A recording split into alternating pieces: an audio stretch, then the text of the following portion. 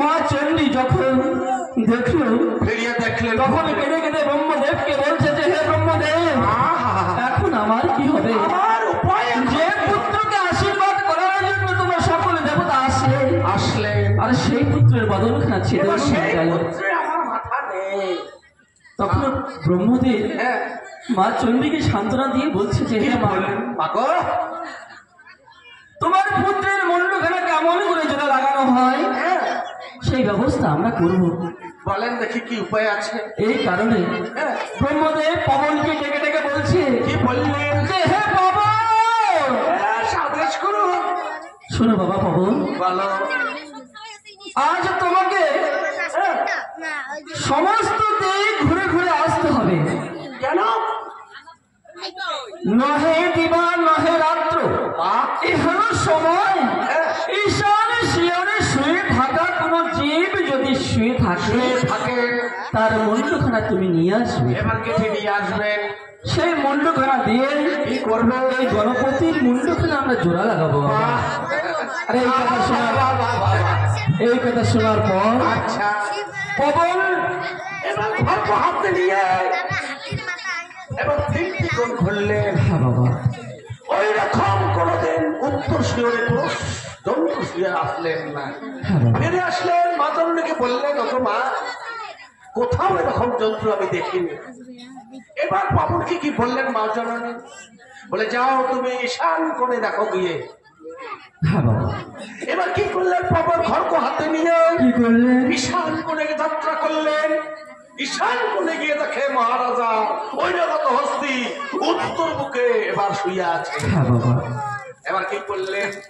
ওই হস্তির মুন্ড কেটে এবার পবন নিয়ে আসলেন। হ্যাঁ বাবা, এবার এনে কি করলেন গুরুদেব? বাবা রে, এই ঈশ্বরের শিয়রে সেই অপকালা জীব যে শুয়ে থাকে, শুয়ে থাকে এই কারণে যে কারণে সেই ঐরাবত নামক হস্তির মুন্ডখানা ছেড়ে এনে হয়েছিল। কত হয়েছিল? নহে দিবা নহে রাত্র এখানে সময়।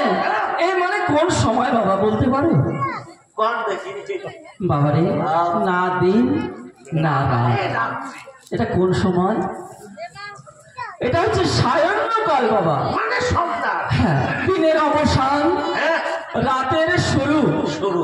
এই সময় দেখবে বাবা, আমরা বাড়িতেও বলে থাকি এই কাল সন্ধ্যায় শুয়ে থাকতে নেই। নেই, আসলে নেই। এই কাল সন্ধ্যায় শুয়ে থাকলে অমঙ্গল ঘটে। অমঙ্গল ঘটতে যে অমঙ্গল ছিল ঐরাবত নামক হস্তির কারণে।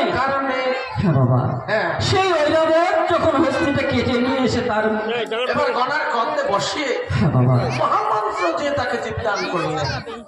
গণেশের মুন্ডখানা হলো কেমন যেন নর এবং গজ। মানে তুই মূর্তি হয়েছে। হ্যাঁ বাবা, গজের মুন্ড নিয়ে এসে নরের কন্ধে দেওয়া মানে হচ্ছে নর গজ শরীর।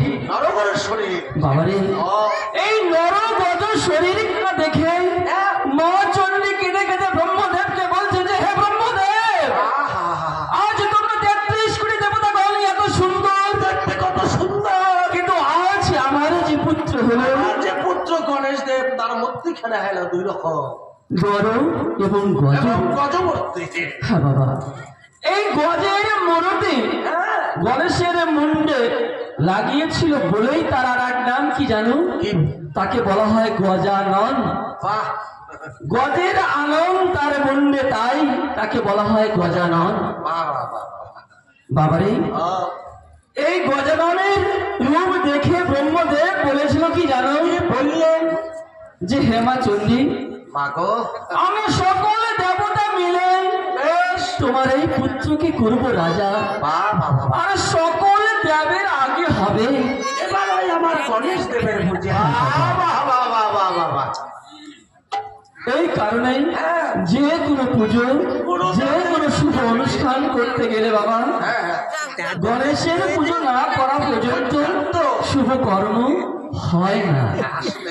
বাবারে, আজ এই আসরে এসেছি বাবা, বলতে পারো এই কোন আসর?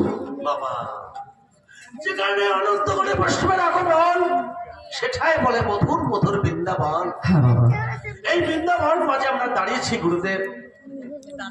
এই বৃন্দাবনে বাজে কথা বলা চলবে না, আর কথা কাউকে প্রবেশ করা যাবে না।